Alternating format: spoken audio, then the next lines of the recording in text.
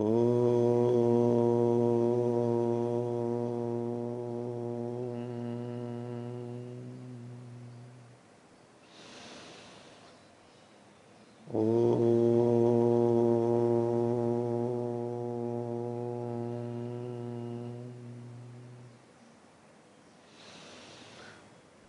ॐ सहनाववतु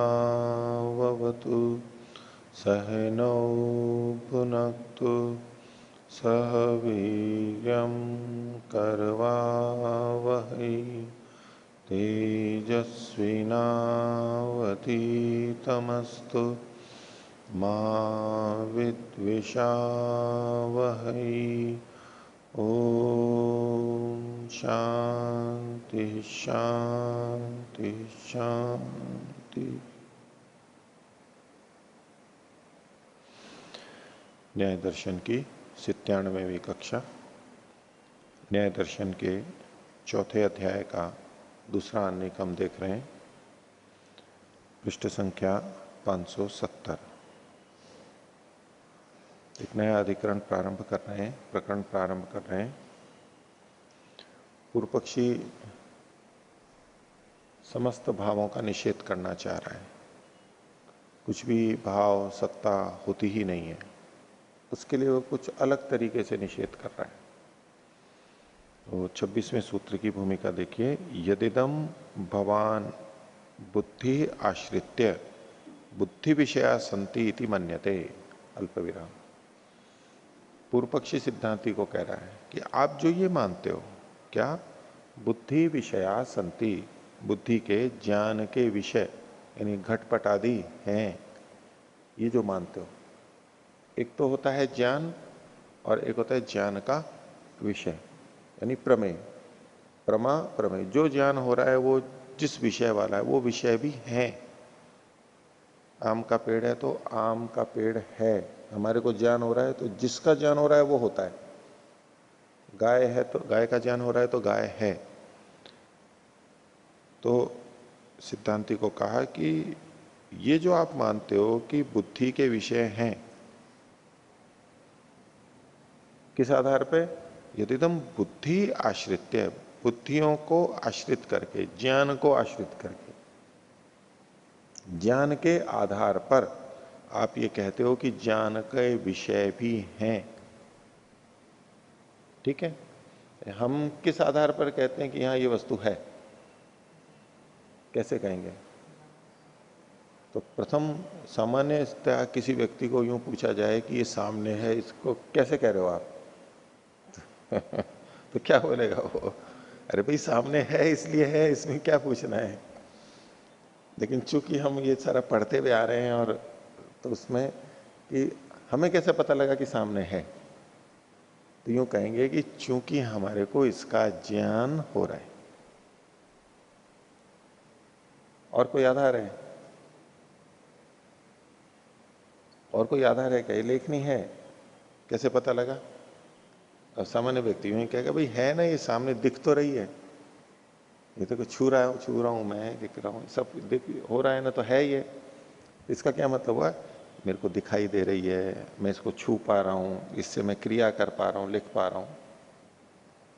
तो अंदर जो हमारे को ज्ञान होता है उसके आधार पर हम ये कहते हैं कि ये वस्तु है, या और कोई आधार है?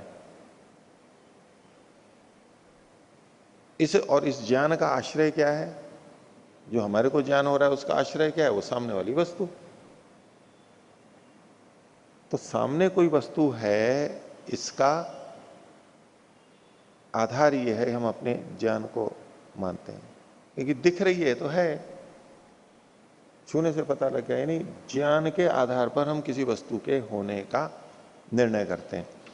तो पूर्व पक्षी सिद्धांति को कह रहा है कि आप जो ज्ञान के आधार पर ज्ञान के विषयों का निश्चय करते हो कि ये वस्तुएं हैं, ऐसे ही सिद्धांति मानते हैं।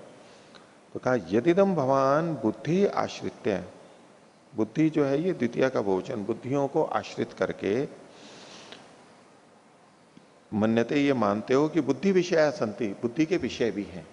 बुद्धि है तो बुद्धि के विषय भी हैं। तो कहते हैं मिथ्या बुद्धय एताहा, ये जो सारी की सारी बुद्धियां हैं ये मिथ्या हैं।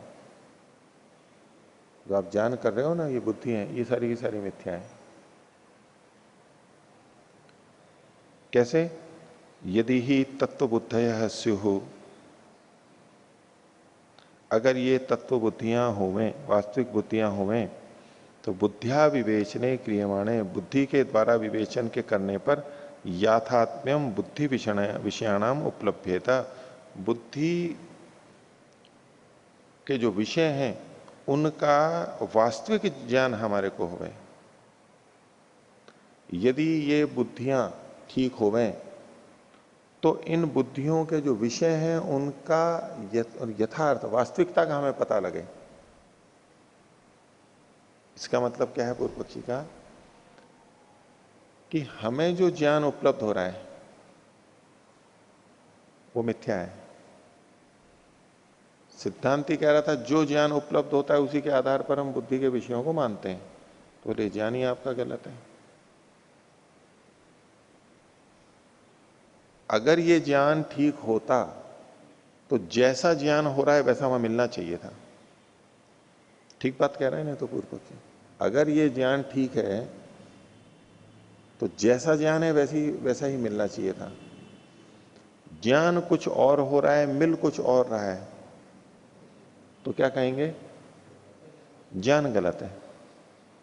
ठीक है, बात तो ठीक ही कह रहा है, उसको कैसे घटाएगा वो विचारने की बात है। तो जितना ज्ञान हो रहा है वो सारे के सारे मिथ्या बुद्धियां हैं। क्यों मिथ्या बुद्धि हैं? क्योंकि जैसा ज्ञान हो रहा है वैसा मिल नहीं रहा है। यदि वो ज्ञान ठीक होते तो वस्तुओं का ज्ञान भी वास्तविक होता, लेकिन वस्तुओं का ज्ञान वास्तविक नहीं हो रहा है। जैसी वस्तुएं वैसा ज्ञान नहीं हो रहा है। इससे पता लगा कि ये ज्ञान गलत है, और इन ज्ञान के आधार पर ही आप कह रहे हो कि विभिन्न विषय हैं, ज्ञान के विषय हैं। तो चूंकि ज्ञान गलत है, मिथ्या है, इससे पता लगा कि वस्तुएं भी नहीं हैं, अभाव है। ठीक है,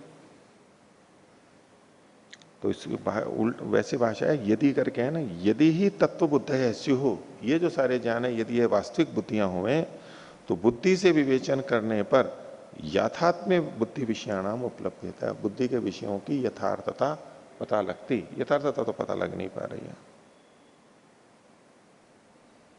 देखिए उसको कैसे सिद्ध करेगा।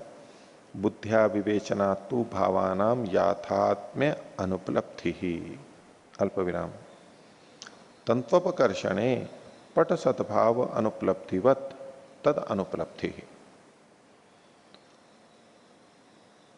पहले वाला जो भाग है, बुद्धिया विवेचना तु भावानाम याथात्म्य अनुपलब्धि, भावानाम बुद्धिया विवेचना तु, भावों के जो सत्तात्मक चीजें हैं वो उनके बुद्धि से विवेचन करने पर याथात्म्य यानी वास्तविकता की अनुपलब्धि होती है। भावों के यथार्थ की उपलब्धि नहीं होती है। बुद्धि से विवेचन करके जो आप जान रहे हो तो उसमें भावों के याथात्म्य की उपलब्धि नहीं होती है। ये तो उसका कथन हुआ। कैसे उपलब्धि नहीं होती है उसके लिए भाई उदाहरण दे रहे हैं। तंत्वपकर्षणे, तंतु का अपकर्षण करने पर यानी खींचने पर। कैसे खींचने? एक कपड़ा ले लिया और उस कपड़े में से एक तंतु को खींचा, निकाल दिया, खींच के निकाल दिया एक तंतु को, फिर दूसरे तंतु को खींच के निकाल दिया, फिर तीसरे तंतु को खींच के निकाल दिया। हालांकि कपड़े में से तंतु निकालना इतना आसान नहीं होता, कठिन होता है। या तो स्वेटर जैसी चीज ले लीजिए या कोई ऐसा कपड़ा ले लीजिए जैसे कि टाट ले लीजिए, बोरी होती है ना, उसमें से तो हम निकाल लेते हैं ना आसानी से। इन कपड़ों में तो निकालना मुश्किल होता है, टूट जाता है या और दिक्कत होती है। लेकिन ऐसा कपड़ा लीजिए जिसमें से एक एक धागा हम निकाल सकते हो। बुद्धि ने हमें क्या दिखाया था? ज्ञान क्या हो रहा है? ये कपड़ा है, तो कपड़े का ज्ञान हो रहा है, तो कपड़े का विषय, बुद्धि का विषय कपड़ा, वो भी वहां पर है, ये मान रहे। बोले चलो परीक्षा करते हैं कि यहाँ कपड़ा है या नहीं है। पूर्व पक्षी ये कह रहा है। कैसे परीक्षा करेंगे? बोले एक एक तंतु को निकालते जाएंगे। ठीक है, तंतु को निकाल रहे हैं, कपड़े को नहीं निकाल रहे, ये पूर्व पक्षी कह रहा है। क्योंकि कपड़े को थोड़े निकाल रहे हैं हम। आपकी बुद्धि क्या कह रही है? क्या निकाला हमने? एक तंतु निकाला, दूसरा तंतु निकाला, तीसरा तंतु निकाला, तो तंतुओं को निकाल दिया। अब कपड़ा तो वहां बचा नहीं। इसे पता लग गया ना कि कपड़ा था ही नहीं वहां पर, कपड़ा था ही नहीं वहां पर, लेकिन बुद्धि कपड़ा बना रही थी। इससे पता लगा कि जो हमें ज्ञान होता है वो व्यर्थ होता है नहीं। बुद्धि ने हमें क्या ज्ञान कराया? कपड़ा है। ज्ञान कपड़े का हुआ और कपड़े का, उस ज्ञान का विषय वहां कपड़ा हुआ। अब परीक्षा करने के लिए हो कि एक एक धागा निकाल के देख लो, सीधी सी बात है। अगर फिर भी कपड़ा मिलता है तो ठीक है। अब हमारे को भले ही हंसी आ रही है कि भाई पूर्व पक्षी गलत बोल रहा है, लेकिन बात तो ठीक ही कह रहा है वो। हमारे ज्ञान के अनुसार गलत लग रहा है इसलिए हमें हंसी आ रही है, लेकिन बात तो ठीक ही कह रहा है। अगर होता तो दिख जाता है। इससे सिद्ध क्या हुआ? जो हमें ज्ञान होता है वो सारे मिथ्या बुद्धियां हैं ये।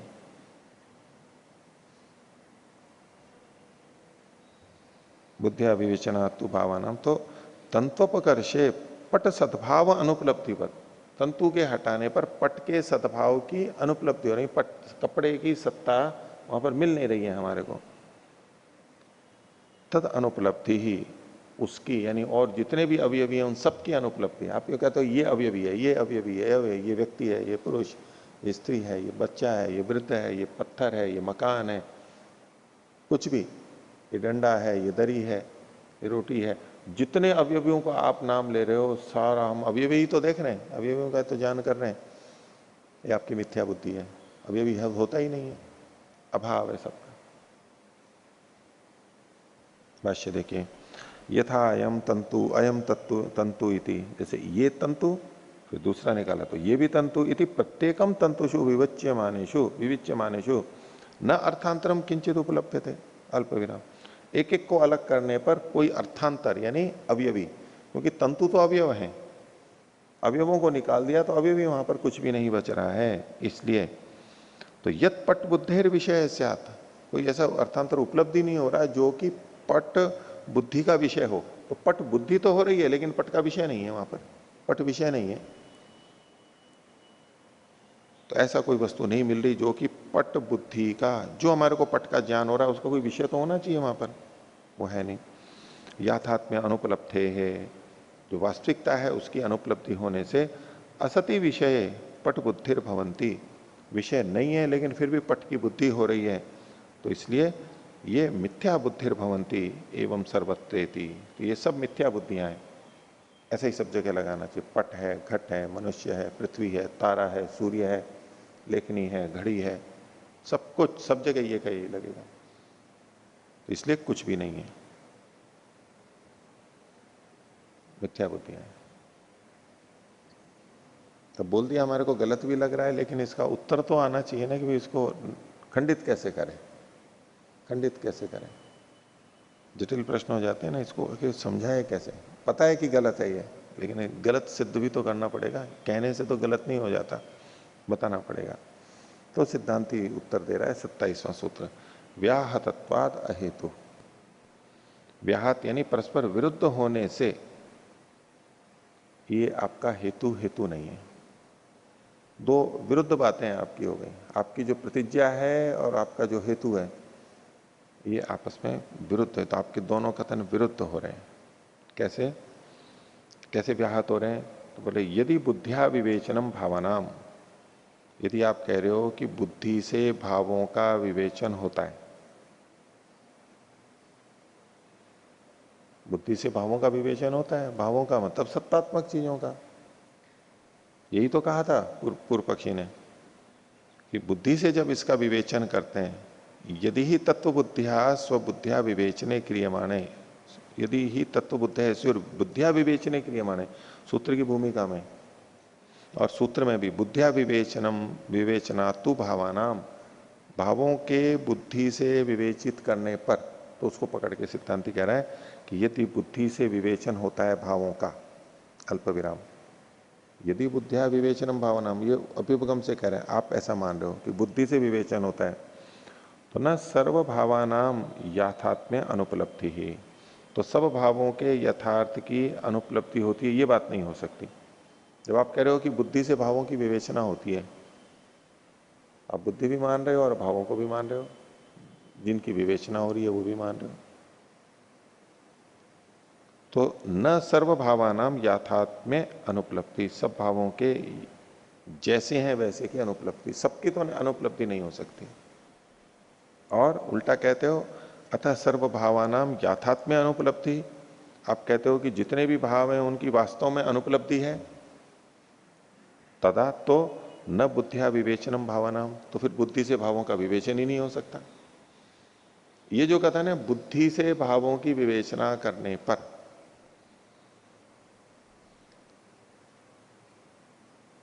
तो इसका मतलब वो बुद्धि को मान रहा है, बुद्धि की सत्ता मान रहा है या नहीं मान रहा है। और जिनकी भावों की विवेचना की जा रही है उनको भी मान रहा है, भावों को विवेचना हो रही है किसकी, भावों की, सत्ता मान रहा है। तो बुद्धि से अगर भावों की विवेचना, ये वचन आपका ठीक है, तो सबका अभाव है ये नहीं कह सकते आप।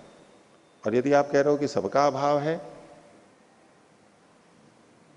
तो बुद्धि से भावों की विवेचना कर रहे हैं, ये कथन आपका ठीक नहीं है, परस्पर विरुद्ध कथन है आपके। आप पहले ये तो ये बता दो कि दोनों में से किसको मानते हो। इन दोनों में से पूर्व पक्षी किसको मानेगा तो वो खंडित हो जाएगा। इन दो बातों में से पूछें कि या तो आप बुद्धि से भावों की विवेचना की बात मानो या सबका अभाव मानो, तो उसमें से कौन सा मानेगा तो पूर्व पक्षी खंडित होगा। दोनों ही मानने पे पूर्व पक्षी खंडित हो जाता है।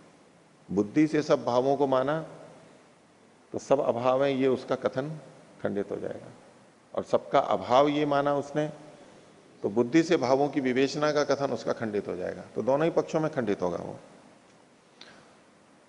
तो तथा सर्वभावानाम याथात्म्य अनुपलब्धे तदा न बुद्धिया विवेचनम भावानाम, बुद्धिया विवेचनम याथात्म्य अनुपलब्धिश्चैति व्याहन्यते।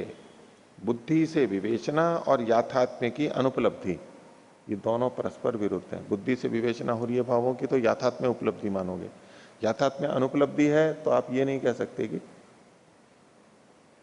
याथात्म्य की अनुपलब्धि है, तो ये नहीं कह सकते कि भावों की बुद्धि से विवेचना की जा रही है। ये परस्पर विरुद्ध है।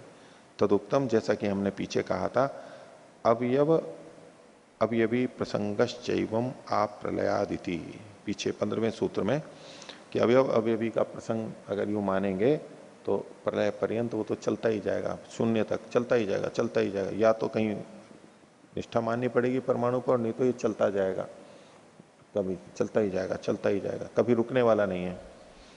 प्रलय पर्यंत चलता ही जाएगा, चलता ही जाएगा। आप करते रहो, समाप्त नहीं होगा वो। आप प्रलयात का उस तरह भी अर्थ कर सकते हैं कि जब तक प्रलय नहीं आ जाती तब तक आप टुकड़े करते जाओ, करते जाओ, करते जाओ। वैसे उसके पक्ष में शून्य कभी भी नहीं होगा, लेकिन जैसे संसार बना है तो प्रलय को भी तो प्राप्त होगा। तो हमको दूसरे ढंग से हम यूं कहें कि जिंदगी भर आप करते रहो तो भी इसको नहीं कर पाओगे। तो प्रलय पर्यंत कब तक कर सकते हैं हम, जब तक प्रलय नहीं होती तब तक कर सकते हैं। मैंने किया, मैं मरने लगा, मेरे बाद में दूसरे ने करना शुरू कर दिया, दूसरे के बाद में तीसरे ने करना शुरू कर दिया, ऐसे एक के बाद एक करते चले गए, करते चले गए, तो भी अंत नहीं आएगा। प्रलय पर्यंत आप करते जाओ तो भी इसका अंत नहीं आने वाला है। अनवस्था दोष बता, तो जैसे वो खंडन किया था, आपकी बात गलत है। और खंडित कर रहा है सिद्धांति 28वां सूत्र, तदाश्रयत्वात् अपृथक ग्रहणम, तद आश्रयत्वात्, उसके आश्रय वाला होने से, यानी तंतु के आश्रय वाला होने से। किसके? पट के। पट और तंतु का जो उदाहरण दिया था उसको खंडित कर रहा है सिद्धांति कि पट तो तंतु के ही आश्रित है। तदाश्रयत्वात् अपृथक ग्रहणम, पट का अलग से तो ग्रहण होता ही नहीं। पूर्व पक्षी यूं कह रहा था कि एक एक धागा निकाल दो, अब बताओ पट कहां पर है। बोले पट तो बिना तंतु के रह ही नहीं सकता है, तंतु के आश्रय से ही रहता है, ये हमारा सिद्धांत है। आप तंतुओं को हटा के कहो कि पट को बताओ, ऐसे थोड़ा ना होगा। तो तद आश्रयत्वाद अपृथक ग्रहणम, पट का पृथक से, स्वतंत्र तंतु से पृथक ग्रहण नहीं होता है किसी भी कार्य द्रव्य का। भाष्य, कार्यम द्रव्यम कारण द्रव्याश्रितम, तो कार्य द्रव्य अपने कारण द्रव्य पे आश्रित होता है। तत्कारणे पे पृथक न उपलब्ध थे, और वो अपने उन कारणों से पृथक कभी उपलब्ध नहीं होता है, उसके जो कारण है उसके पृथक नहीं होगा। विपर्य पृथक ग्रहणात्, और इसके अगर आप विपरीत मानोगे कि जो कार्य द्रव्य है वो अपने कारण द्रव्यों से भिन्न, कारण द्रव्यों से भिन्न जो है उनसे भिन्न तो रह सकता है, यानी जो कारण द्रव्य नहीं है उनसे अलग तो रह सकता है। विपर्य पृथक ग्रहणात्, इसी को खोल रहे हैं आगे। यत्र आश्रय आश्रित भावो नास्ति, जहां दो वस्तुओं में कार्य और कारण में आश्रय आश्रय भाव नहीं है, तत्र पृथक ग्रहणम, वहां पृथक ग्रहण हो जाता है। अब घड़ा बिना तंतुओं के रह सकता है, जहां तंतु नहीं है वहां भी घड़ा रह सकता है, क्योंकि इनमें परस्पर कारण कार्य भाव नहीं है तंतु और घड़े में। तो विपर्य च विपर्य पृथक ग्रहण, जहां जहां पृथक ग्रहण होता है वो विपर्य में होता है, यानी जो कारण कार्य भाव नहीं है वहां पर देखा जाता है। बुद्धिया विवेचना तु भावानां पृथक ग्रहणम, और बुद्धि से विवेचना करने पर भावों का यानी पदार्थों का पृथक ग्रहणम, पृथक ग्रहण होता है, हमें पृथक पृथक पता लगता है। अतीन्द्रियेषु अणुषु यदिन्द्रियेण गृह्यते तदेतया बुद्धिया विविच्यमानम अन्यत इति। तो अतीन्द्रिय अणुओं में, जो अणु परमाणु नेत्र से दिखाई नहीं देते, उनमें भी जो इंद्रिय से गृहित होता है, जो भी उसमें गृहित दिखाई दे रहा है, वो तदेतया बुद्धिया विविच्यमानम, बुद्धि से पृथक किया जाता हुआ अन्यत इति, वो अन्य है यानी अवयवी है। बुद्धि से हमें पता लगता है कि यहां कोई अवयवी है, जबकि अवयव यानी सूक्ष्म अवयव बुद्धि से न जाने जाने योग्य है परमाणु, फिर भी हमें अवयवी का पता लगता है, इसलिए वो है। आगे 29वां सूत्र, प्रमाणतश्च अर्थ प्रतिपत्ते है, और किसी भी अर्थ की प्रतिपत्ति, अर्थ का वस्तु का ज्ञान होता है वो प्रमाण से होता है, इसलिए भी अर्थ मतलब वस्तु का ज्ञान, प्रमाण से ही किसी वस्तु का ज्ञान होने से भी आपका कथन ठीक नहीं है। भाष्य, बुद्धिया विवेचनात् भावानाम याथात्म्योपलब्धि ही, बुद्धि से विवेचन करने पर ही भावों की सत्तात्मक वस्तुओं के याथात्म्य की यथार्थता का बोध होता है। कैसे? यदस्ति यथाच अल्प विराम, जो है और जैसा है, जो भी है और वो जैसा है, ये हमारे को ज्ञान से पता लग जाता है। और यत्रास्ति यहां लिखा हुआ है, पाठभेद ज्यादा ठीक है, यन नास्ति यथाच तत्सर्वम प्रमाणतः उपलब्धिया सिद्ध्यति। यन नास्ति, यत्र नास्ति से भी लगा सकते हैं, नहीं तो यन नास्ति, जो नहीं है, और यथाच, और जिस तरह से है, जिस तरह से वो नहीं है, तत्सर्वम, को सारा का सारा प्रमाणतः उपलब्धिया सिद्ध्यति, प्रमाण से जो हम उपलब्ध करते हैं उससे सिद्ध हो जाता है कि ये है और ये नहीं है, ये इस रूप में है, ये है तो इस रूप में है, ये नहीं है तो इस रूप में नहीं है, ये सब हमें प्रमाण से पता लग जाता है। या च प्रमाणतः उपलब्धि तत्बुद्धिया विवेचनम भावनाम, और जो प्रमाण से हमारे को उपलब्धि होती है, विभिन्न प्रमाणों से पता लगता है, वो बुद्धि के द्वारा ही भावों की विवेचना होती है।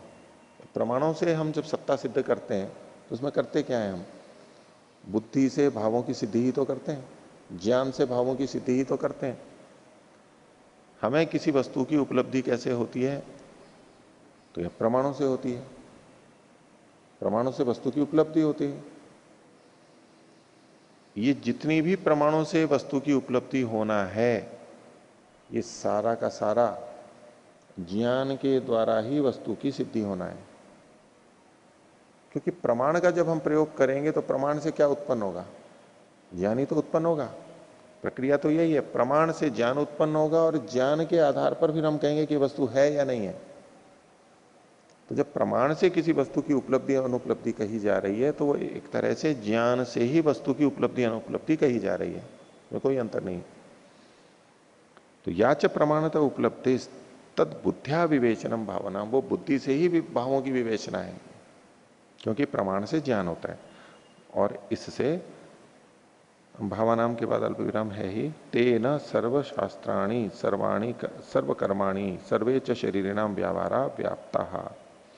और इस बुद्धि की विवेचना से, जो पीछे कहा तद बुद्धिया विवेचनम भावना, बुद्धि से भावों की विवेचना है, तो तेना उस भावों की विवेचना से सर्वशास्त्राणि सारे शास्त्र व्याप्त हैं।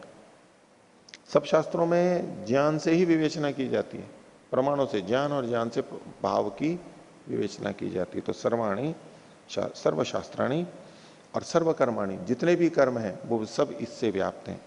सर्वे च शरीरिणाम व्यवहारा, और मनुष्यों के जितने सामान्य व्यवहार हैं वो सब भी इससे व्याप्त हैं। यानी इसके बिना तो कुछ है ही नहीं। जिससे ये सारे व्यवहार कर्म और शास्त्र चल रहे हैं, आप उसी का निषेध करोगे तो ये सब व्यर्थ होंगे, जबकि ये व्यर्थ नहीं है। परीक्षमाणो ही बुद्धिया अध्यवस्यति, परीक्षा की करता हुआ कोई व्यक्ति, जो व्यक्ति परीक्षा कर रहा है, परीक्षा करेगा प्रमाणों से। तो प्रमाणों से जब कोई व्यक्ति परीक्षा कर रहा होता है तो बुद्धिया अवश्यति, इस ज्ञान के आधार पर ही निश्चय करता है कि है या नहीं है, ऐसा है और ऐसा नहीं है। इसी को खोल रहे हैं, इदम अस्ति इदम नास्ति, अल्प विराम, ये है और ये नहीं है। तत्र न सर्वभाव अनुपपत्ति, तो ऐसा मानने पर सब भावों की अनुत्पत्ति तो नहीं होती है। ठीक है, आप जो चीजें नहीं है उनके लिए कह सकते हैं कि ये नहीं है, लेकिन सभी नहीं है, कोई भी भाव नहीं है, ये तो सिद्ध नहीं होता, ये खंडित होता है। और ऐसा कहने पर अब जो बात कही, एवं च सती सर्वम नास्ती नोपपत्यते, और ऐसा होने पर जो आपका कथन है पूर्व पक्षी का, सर्वम नास्ति, कुछ भी नहीं है, सब कुछ नहीं है, तो ये सिद्ध नहीं होता है, न उपपत्यते। कैसे नहीं होता है, तो और बात कह रहा है, हेतु कस्मात, तीसरा सूत्र, 30वां सूत्र भी सिद्धांति का है। प्रमाण अनुपपत्त्युपपत्तिभ्याम, प्रमाण की उपपत्ति यानी सिद्धि होने पर या असिद्धि होने पर, प्रमाण के मानने पर और प्रमाण के न मानने पर, दोनों ही तरह से। प्रमाण को मानोगे तो भी सबका अभाव नहीं कह सकते, और प्रमाण को नहीं मानोगे तो सबका अभाव आप सिद्ध कर नहीं सकते हो। तो प्रमाण की उपपत्ति और अनुपपत्ति दोनों ही तरह से आपकी बात खंडित होती है। भाष्य, प्रमाण अनुपपत्ति उपपत्तिभ्याम, ये सूत्र का ही अंश है, उसको खोल रहे हैं आगे। यदि सर्वम नास्ति इति, यदि आपका ये मत है कुछ भी नहीं है, सब कुछ नहीं है, यदि सर्वम नास्ति इति प्रमाणम उपपद्यते, और फिर आप प्रमाण को स्वीकार कर लेते हो, सब कुछ नहीं है ये कहते हुए आप प्रमाणम उपपद्यते, प्रमाण को स्वीकार कर लेते हो, प्रमाण को मानते हो या प्रमाण को देते हो, प्रमाण आता है, तो क्या होगा, सर्वम नास्ति इति एतत् व्याहन्यते, सब कुछ नहीं है, कुछ भी है नहीं है, ये समाप्त हो जाता है। क्योंकि प्रमाण को तो आप मान रहे हो, कम से कम प्रमाण को तो मानना ही पड़ेगा। किसी को कहा कुछ सब कुछ नहीं है, कैसे पता लगा, प्रमाण से सिद्ध हो रहा है, तो प्रमाण तो है। अतः प्रमाणम नोपपद्यते, अगर आपके मत में प्रमाण ही नहीं आता है, प्रमाण ही सिद्ध नहीं होता है, आप प्रमाण को मानते ही नहीं हो, तो प्रमाण देते ही नहीं हो, तो सर्वम नास्ति इत्यस्य कथम सिद्धि, ये सब कुछ नहीं है, इसकी सिद्धि आप कैसे करोगे, बिना प्रमाण के तो कोई सिद्धि होती नहीं है। अतः प्रमाणम अंतरेण सिद्धि, आप कहोगे नहीं बिना प्रमाण के ही सिद्ध हो जाएगा, क्योंकि प्रमाण को मान लिया तो कुछ ना कुछ भाव होगा, तो चलो प्रमाण को भी नहीं मानते, अगर बिना प्रमाण के सिद्धि ही नहीं होगी, बोले नहीं बिना प्रमाण के भी सिद्धि हो जाएगी, हम ऐसा मानेंगे। तो अगर ऐसा मानते हो तो अतः प्रमाणम अंतरेण सिद्धि, तो सिद्धांति कहता है सर्वम अस्ति इत्यस्य कथम न सिद्धि, तो सब कुछ है, इसकी सिद्धि बिना प्रमाण के क्यों नहीं हो सकती। जब बिना प्रमाण के ये सबका अभाव सिद्ध हो सकता है, तो बिना प्रमाण के तो सबका भाव भी सिद्ध हो सकता है, तो दोनों ही बातें सिद्ध होगी। फिर आपकी बात का तो निर्णय तो नहीं हुआ कि सब कुछ अभाव है, ऐसे तो भाव भी हो सकता है, अभाव भी हो सकता है, आपको ये कहना पड़ेगा सब कुछ अभाव है, कम ये तो आप नहीं कह पाओगे फिर भी। तो इसके उत्तर में पूर्व पक्षी बोल रहा है, अपना कुछ उदाहरण दे रहा है, युक्ति दे रहा है। स्वप्न विषयाभिमानवद अयम प्रमाण प्रमेयाभिमान, बोले ये जो प्रमाण और प्रमेय का ज्ञान हो रहा है आपको, ये प्रमाण प्रमेय का अभिमान है, भ्रांति है कि प्रमाण होता है, प्रमेय होता है, ये सब भ्रांति है, ये उसकी प्रतिज्ञा है। प्रमाण प्रमेय अभिमान, जगने पे जो हम प्रमाण और प्रमेय की बात करते हैं सब भ्रांति है, अभिमान है। कैसे? स्वप्न विषयाभिमानवत, स्वप्न में जो विषय हमें दिखाई देते हैं उनके अभिमान के समान। जैसे स्वप्न में हमें विभिन्न वस्तुएं, क्रियाएं प्रतीत होते हुए भी वो नहीं होती हैं, ऐसे ही जगते हुए भी जो हमें प्रमाण और प्रमेय की प्रतीति होती है वो होते नहीं है वास्तव में। तो सिद्ध हो गई ना बात, उदाहरण भी दे दिया। जो संसार को मिथ्या मानते हैं वो भी ऐसा ही उदाहरण तो देते हैं। कैसे मिथ्या है ये? बोले स्वप्नवत, स्वप्न के समान मिथ्या है। स्वप्न में जो चीजें दिख रही थी उठने के बाद में वो मिलती नहीं है, तो इससे वो मिथ्या हुआ। ऐसे ही ये जो हमारे को दिखाई दे रहा है ये भी मिथ्या है, वही युक्ति है ये। स्वप्न के विषयों के अभिमान भ्रम के समान ये अयम प्रमाण प्रमेय का भी अभिमान है। और इसी में और भी उदाहरण दे रहा है पूर्व पक्षी, 32वां सूत्र है, माया गंधर्व नगर मृग तृष्णि का वत्वा। तो माया जादू को बोलते हैं। तो जादू में जो गंधर्व नगर बना दिया जाता है, बड़ा अच्छा सुंदर नगर बन गया, सौंदर्य से युक्त है, गान बजाने जैसे गंधर्व लोग होते हैं, गंधर्व विद्या, तो वो उस तरह की चीजें वहां पर है, इतना अच्छी अच्छी चीजें दिख नहीं रही हैं। तो जैसे माया से उत्पन्न गंधर्व नगर वास्तव में नगर नहीं होता है, दिखाई देता है जादू में कि देखो ये सब कुछ है, वास्तव में कुछ भी नहीं है, काल्पनिक होता है। और मृग तृष्णिका वत, और मृग तृष्णिका होती है, उस मृग तृष्णा में जो कुछ पंचल न होते हुए भी दिखाई देता है, उसके समान ये सारा का सारा है, वास्तव में कुछ भी नहीं है, भ्रांति है ये। और यही अविद्या है जो कि हमें दुख देती है। हम इसको सच मान लेते हैं, वास्तव में ये होती नहीं है, इसीलिए तो दुख है हमारे को। और जब तत्व ज्ञान हो जाएगा, क्या तत्व ज्ञान? कुछ भी नहीं है। ये तत्व ज्ञान हो जाएगा तो कष्ट ही समाप्त हो जाएगा। यह रह सकता है, हम ये मान लें कि सब कुछ कुछ भी नहीं है, तो फिर हमारे को दुख होगा क्या? नहीं होगा ना। कोई है ही नहीं तो दुख कहां से होगा? दुख को देने वाला ही नहीं है कोई, दुख का कारण ही नहीं है, तो बस समाप्त, तो दुख समाप्त हो गया। ऐसा ये कह रहे हैं। भाष्य देखिए, यथा स्वप्ने न विषया संति, जैसे स्वप्न में विषय नहीं होते हैं, अथच अभिमानो भवति, लेकिन फिर भी उसको मानना होता है, भ्रांति से मानते हैं उसको। एवं न प्रमाणानि प्रमेयानि च संति, ऐसे ही प्रमाण और प्रमेय भी नहीं है। न प्रमाण प्रमेय संति अथच प्रमाण प्रमेय अभिमानो भवति, इससे सिद्ध होता है कि प्रमाण और प्रमेय का हमें तो अभिमान होता है, भ्रांति है मात्र। अब उदाहरण से अपनी बात को सिद्ध करते हैं। स्वप्न के बाद में जब उठते हैं, सपना आ रहा हो फिर उठते हैं, तो अच्छा लगता है बुरा लगता है? अच्छा भी लगता है बुरा भी लगता है। बुरा सपना हो ये लग रहा है कि कहां फंस गए। क्या हो गया, कितनी विपरीत स्थिति आ गई, कष्ट है, जंगल में है, चोर डाकू लुटेरे पीछे पड़े हुए हैं, बंधक बना दिया मेरे को, ऐसा कुछ भी है, गाड़ी छूट गई, चोरी हो गई, मैंने ये हत्या कर दी, गलत कार्य कर दिया, और बड़ा कष्ट हो रहा है कि देखो ये कैसे हो गया, अब कैसे जीऊंगा मैं। उठने के बाद में जब सब कुछ लगता है, अरे ये तो नहीं, तो एकदम कैसा लगता है, वो कष्ट और दुख जाने में कितनी देर लगती है, एकदम से समाप्त हो जाता है। कितनी बेचैनी थी और एकदम सब दिल धड़क रहा था और सामान्य हो गया। और अच्छा लग रहा हो और फिर जग गए तो लगा कि अरे ये थोड़ी बना रहता सपना, तो कम से कम सपने में तो सुख देख लेता, दुनिया में तो नहीं देख पा रहा हूं, तो वो बिल्कुल हो जाता है। तो इसी तरह वैसे ये तो खैर कल्पना में हुआ, इसको कल्पना भी होते हुए भी ये वास्तविकता तो है ना कि हम ऐसा सपने देखते हैं, ये वास्तविकता है ना। सपने में वस्तुएं नहीं होती, लेकिन सपना तो वास्तविक है। सपना वास्तविक है या गलत है? वास्तविक है।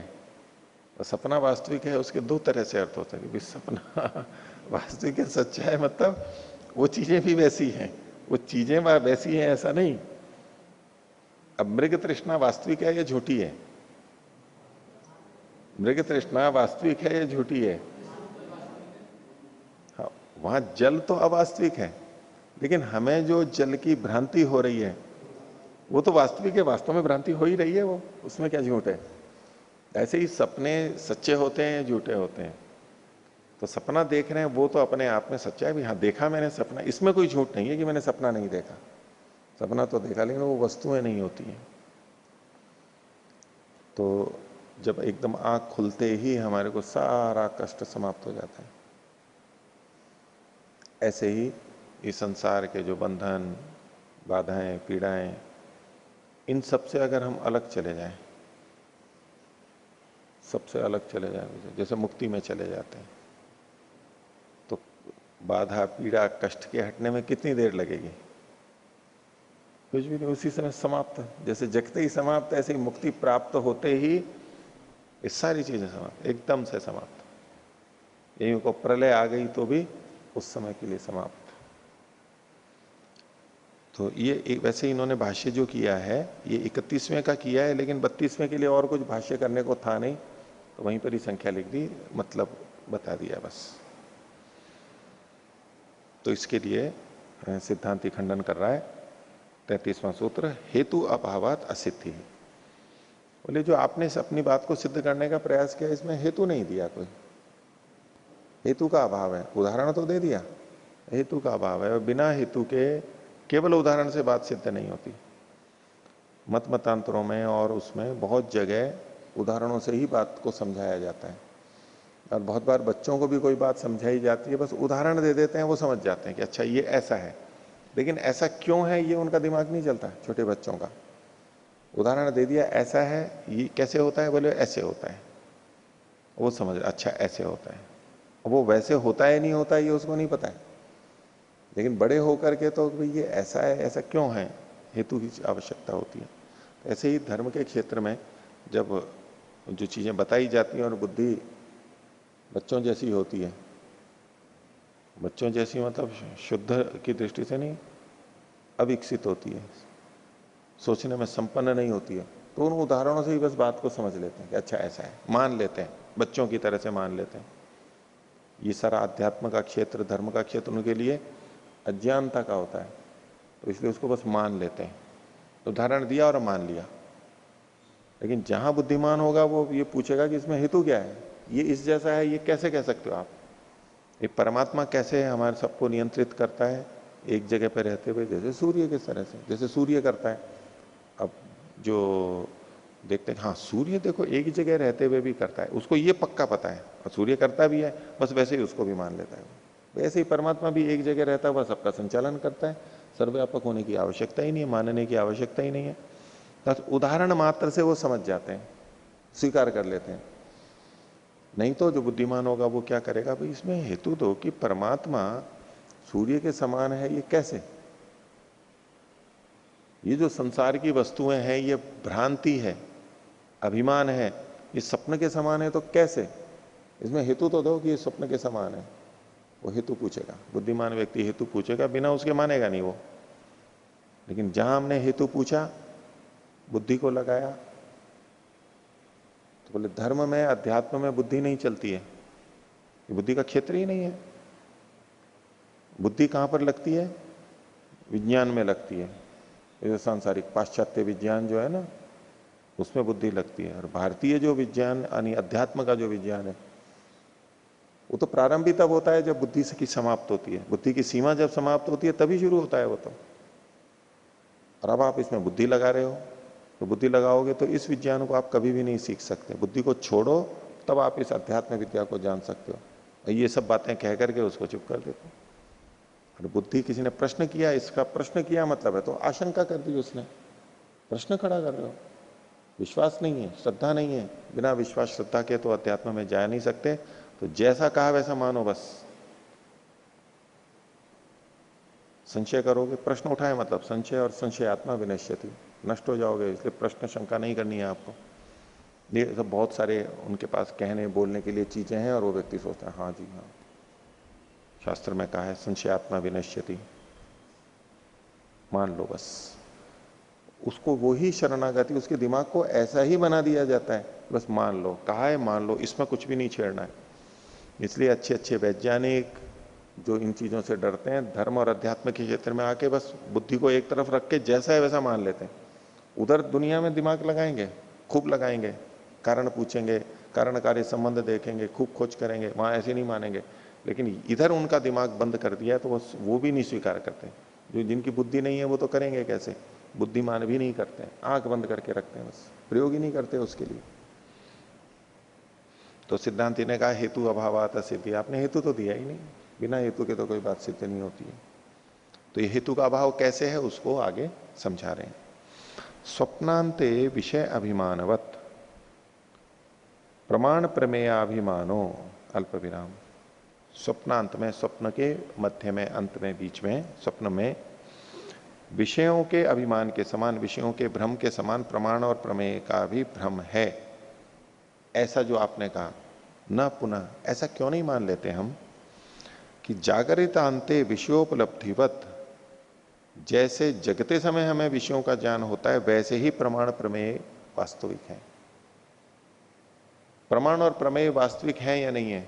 पूर्व पक्षी कह रहा है स्वप्न में जैसे भ्रांति होती है ऐसे जगते समय प्रमाण प्रमेय भी भ्रांति के। सिद्धांति कह रहा है तो ऐसे क्यों नहीं मानते, जैसे जगते समय हमें वस्तुएं वास्तव में मिलती हैं, वास्तव में उपलब्ध होती हैं, इनके समान प्रमाण और प्रमेय भी वास्तविक हैं। तो अवास्तविक के उदाहरण से, भ्रांति के उदाहरण से ये भ्रांत है ऐसा तो माना जा रहा है, और वास्तविक के उदाहरण से ये वास्तविक है ऐसा क्यों नहीं माना जा रहा है? उदाहरण तो वास्तविकता के भी मिलते हैं हमारे को। न पुनर्जागरितांते विषयोपलब्धिवत इति अत्र हेतु नास्ति, इसमें कोई हेतु नहीं है कि यही क्यों माना जाए, ये क्यों ना माना जाए। हेतु अभावात असिद्धि ही, और हेतु का अभाव होने से आपकी बात सिद्ध नहीं होती है। और आगे दूसरे ढंग से कह रहे हैं स्वप्नांते च असंतो विषय उपलभ्यंते इति अत्रापि हेतु अभाव। अगला हेतु का अभाव कह रहे हैं, एक ढंग से तो हेतु का अभाव बता दिया, अब कह रहे हैं कि स्वप्न में न होते हुए विषय उपलब्ध होते हैं, इसमें भी आपके हेतु का अभाव है। स्वप्न में जो विषय उपलब्ध हो रहे हैं वो न होते हुए उपलब्ध हो रहे हैं, इसमें भी हेतु का अभाव है। किस दृष्टि से? कि एक तो ये कथन है इस स्वप्न में वो वास्तव में वस्तुएं होती नहीं है, वो हाथी घोड़े होते नहीं है, लेकिन हम उन पर बैठे हुए होते हैं, ऐसे हाथी घोड़े हैं नहीं। लेकिन सिद्धांति कह रहा है कि उस हाथी घोड़े का सर्वथा अभाव है तो ऐसे सपने आ रहे हैं, इसमें कोई हेतु नहीं है। यानी सपने में जो चीजें हम देख रहे हैं वो कहीं ना कहीं किसी न किसी रूप में हमारे द्वारा जानी गई है वास्तव में। अगर कुछ भी नहीं जाना गया होता तो स्वप्न में भी वो चीजें नहीं हो रही होती, हमें उसकी भ्रांति भी नहीं हो रही होती। तो स्वप्नांते च असंतो विषय न होते हुए भी उपलब्ध होते हैं, इत्यत्र हेतु अभाव। आगे प्रतिबोधे अनुपलम्भाद इति चेत, पूर्व पक्षी कहे कि नहीं, स्वप्न में जो ज्ञान होता है वो वास्तव में नहीं होता है। क्यों? क्योंकि प्रतिबोध होने पर, जगने के बाद में उनके न मिलने से, अनुपलम्ब होने से, ऐसा पूर्व पक्षी कहे तो सिद्धांति कह रहा है प्रतिबोध विषयोपलम्भाद अप्रतिषेध। प्रतिबोध में, जगने के बाद में विषयों के मिलने से अप्रतिषेध है, निषेध आपका नहीं हो पाएगा। पूर्व पक्षी ये कह रहा था कि जगने के बाद में स्वप्न वाली वस्तुएं नहीं मिलती हैं इसलिए वस्तुओं का अभाव है। सिद्धांति कह रहा है जगने के बाद में स्वप्न वाली वस्तुएं भले ही नहीं दिख रही हो, लेकिन दूसरी वस्तुएं चूंकि मिल रही हैं, इससे पता लगता है कि सब चीजों का अभाव नहीं है। ठीक है, स्वप्न में जो देख रहे थे वो चीजें यहां पर नहीं है, लेकिन यहां पर जगने के बाद में, जगने के बाद कैसे पता लगता है कि हाथी घोड़ा नहीं था या रथ नहीं था या जंगल नहीं था, शेर नहीं था, कैसे पता लगता है? तो जंगल तो है ही नहीं, फिर क्या है? बोले तो मेरा कमरा है, तो मेरा घर है, तो इसको तो उपलब्ध कर रहे हो ना आप। तो आपका प्रयोजन तो ये था कि सब कुछ अभाव है, लेकिन जब आप उठते हो और स्वप्न वाले का अभाव दिखा रहे हो तो संसार की वस्तुओं का भाव मानते हुए वहां पर कह रहे हो ये वस्तुएं तो हैं यहां पर, जंगल नहीं है, ये मेरा कमरा है, तो इनका भाव तो आपको मान ही रहे हो। तो प्रतिबोध विषयोपलम्भात, उठने के बाद में विषयों के मिलने से आपका जो कथन है वो खंडित होता है। आपका आप जो प्रतिषेध कर रहे थे कि अभाव है सबका, वो नहीं है, अब प्रतिषेध है। यदि प्रतिबोधे अनुपलम्भात स्वप्ने विषयान संति थी, अगर वो कहे कि जगने के बाद में अनुपलम्ब होने से, यानी स्वप्न वाले विषय वस्तुएं उपलब्ध न होने पर स्वप्न में विषय नहीं होते ये पता लगता है, तो तरही ये इमे प्रतिबुद्धे ने विषया उपलभ्यंते, तो जगने के बाद में जो विषय उपलब्ध होते हैं तो उपलम्भात संति थी, उपलब्ध हो रहे हैं तो हैं, ये भी मान लो। स्वप्न वाले विषय वस्तुएं नहीं है, ये कैसे पता लगा? कि जगने के बाद में जब हम देखते हैं तो वो नहीं मिलते हैं, इसलिए वो नहीं है। तो जगने के बाद में जो चीजें दिखाई दे रही हैं वो तो हैं, ये तो मान लो। तो सबका अभाव तो नहीं कह सकते आप। आगे विपर्य ही हेतु सामर्थ्यम, अगर आप ये कहो कि विपर्य है, विपर्य का मतलब कि जागने के बाद में जो चीजें हमें उपलब्ध हो रही हैं उनका भी अभाव है, ऐसा कहो तो पीछे क्या कहा था? प्रतिबुद्धेन विषया उपलभ्यन्ते उपलम्भात संति थी, तो जगने पर विषय उपलब्ध होते हैं, उपलब्ध होने से होते हैं। विपर्य मतलब इसका उल्टा मानो कि जगने के बाद में जो विषय उपलब्ध होते हैं वो भी नहीं होते हैं, ऐसा अगर कहो विपर्य ही हेतु सामर्थ्यम, इसमें वाच्यम का अध्याय करेंगे कि आपको हेतु की समर्थता कहनी पड़ेगी, इसमें हेतु देना पड़ेगा कि जगने के बाद में जो चीजें मिल रही हैं वो नहीं है, क्यों नहीं है? सपने की चीजें नहीं है, ठीक है, लेकिन जो चीजें उपलब्ध हो रही हैं वो तो हैं, वो माननी पड़ेंगी। आगे उपलम्भा भावे संति, अल्प विराम, ज्ञान के का अभाव होने पर उपलम्ब अभावे संति, उपलम्ब का अभाव होने पर सती, संति नहीं है सती, उपलम्बा भावे सती, ज्ञान का अभाव होने पर, क्योंकि हमें ज्ञान नहीं हो रहा है, उपलम्बा भावात, और उपलब्धि का अभाव होने से नहीं, उपलम्बात अभाव सिद्ध्यति, उपलब्धि का अभाव होने पर इस अनुपलम्ब के कारण से अभाव सिद्ध्यति, अभाव की सिद्धि होती है, जैसा पूर्व पक्षी कह रहा था। यदि ऐसा है तो उभय था तु अभावे न अनुपलम्ब से सामर्थ्यम अस्ति, तो इसमें उभयथा का मतलब है स्वप्न और जागृत दोनों स्थितियों में, उभयथा दोनों ही तरह से अभाव होने में न अनुपलम्ब से सामर्थ्य में सी, अनुपलम्ब का सामर्थ्य नहीं है कि वो दोनों जगह अभाव दिखा दे, स्वप्न में भी अभाव दिखा दे, स्वप्न का भी अभाव दिखा दे, और वो अनुपलब्धि जगते हुए में भी अभाव दिखा दे, ये सामर्थ्य नहीं है, क्योंकि जागते समय तो वो रहती है। उभय था तु अभावे न अनुपलम्ब से सामर्थ्यम अस्ति, कैसे? यथा प्रदीपस्य अभावात रूपस्य अदर्शनमिति, जैसे प्रदीप का अभाव हो, दीपक नहीं है तो रूप का अदर्शन होता है, रूप दिखाई नहीं देता, वस्तुएं नहीं दिखाई देती हैं। तत्र भावेन अभाव समर्थ्यते इति, तो जिस समय ये कथन कर रहा है कोई, दीपक नहीं है तो वस्तुओं भी नहीं है, तो वहां भाव के द्वारा अभाव का कथन हो रहा है, भाव के द्वारा अभाव का कथन हो रहा है। कोई कहे कि दीपक नहीं है इसलिए कोई भी वस्तु नहीं दिखाई दे रही है, इसलिए कुछ भी नहीं है, नहीं, इस कथन में ही ये वस्तुएं उपलब्ध नहीं हो रही हैं, भाव को स्वीकार करके बोल रहा है कि चीजें होती हैं, यदि दीपक होता तो ये दिख जाती। तो तत्र भावेन अभाव समर्थ्यते थी। आगे और कह रहे हैं स्वप्न विकल्प, स्वप्नांत विकल्पे च हेतु वचनम, और स्वप्न में जो भेद होता है आपको उसका भी हेतु बताना पड़ेगा। यदि कुछ भी वस्तु नहीं है तो फिर सपने कैसे आएंगे? पहली बात तो यह कि वस्तुएं ही नहीं है तो उनके सपने ही नहीं आएंगे, और यदि वस्तुएं नहीं है तो सपने आते हों तो भी कैसे आएंगे? अलग अलग आएंगे, एक जैसे आएंगे? अगर कोई भी वस्तु नहीं है, कोई क्रिया नहीं है, वस्तु नहीं है, हमारा कोई व्यवहार नहीं है, तो सपने कैसे आएंगे? मान भी लोग सपने आते हैं तो कैसे आएंगे? नहीं आएंगे, वो एक पहली बात हो गई। अगर अभ्युपगम से मान भी लें कि आते हैं तो वो कैसे होंगे? कल्पना में मान के चलो, आप कहो कि आएंगे ही नहीं, ठीक है नहीं आएंगे, लेकिन अगर मान भी लिया अभ्युपगम से कि आएंगे भी तो कैसे आएंगे? अच्छा, सपने क्या एक जैसे होते हैं? अपने तो अलग अलग होते हैं। वही हेतु दिया कि स्वप्नांत विकल्पे च हेतु वचनम, कि स्वप्न में जो विकल्प होता है, विकल्प यानी भेद होता है, कोई कैसा, उसमें आपको हेतु बताना पड़ेगा कि ये अलग अलग क्यों आ रहे हैं। खोल रहे हैं इसी को, स्वप्न विषयाभिमानवद इति ब्रुवता, जो कहते हैं कि ये स्वप्न के अभिमान के समान है, ऐसा कहते हुए के द्वारा स्वप्नांत विकल्पे हेतुर्वाच्य है, स्वप्न में होने, स्वप्न के भेद का हेतु देना पड़ेगा। कैसे?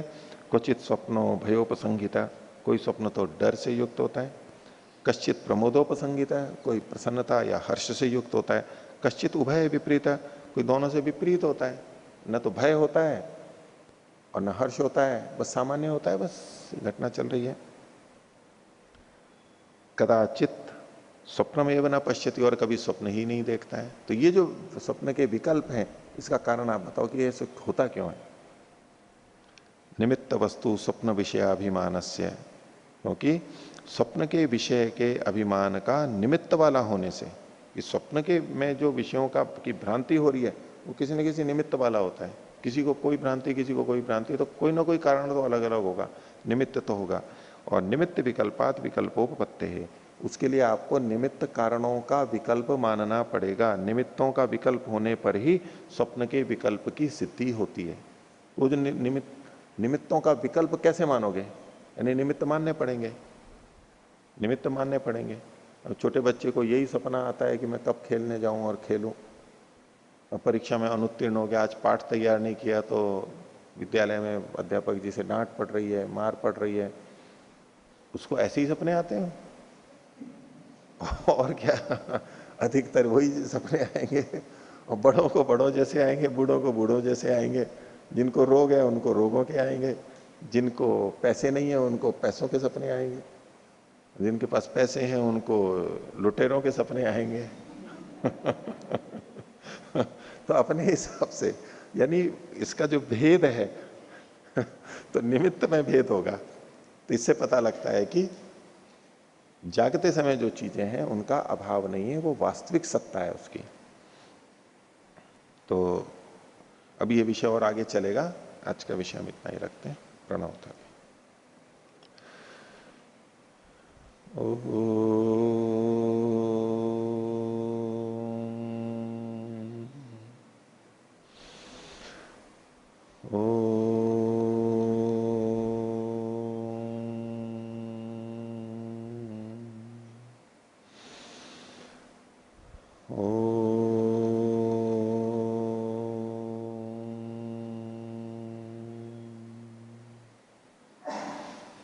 सभी को सादर अभिवादन।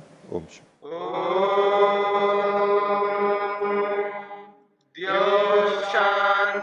शांतिरंतरिक्षम शांति पृथिवी शांतिरापः शांतिरोषधयः शांति वनस्पतयः शांतिर्विश्वे देवा शांतिर्ब्रह्म शांति सर्वं शांति शांतिरेव शांति क्षमा शांतिरेधि। ओम शांति शांति शांति।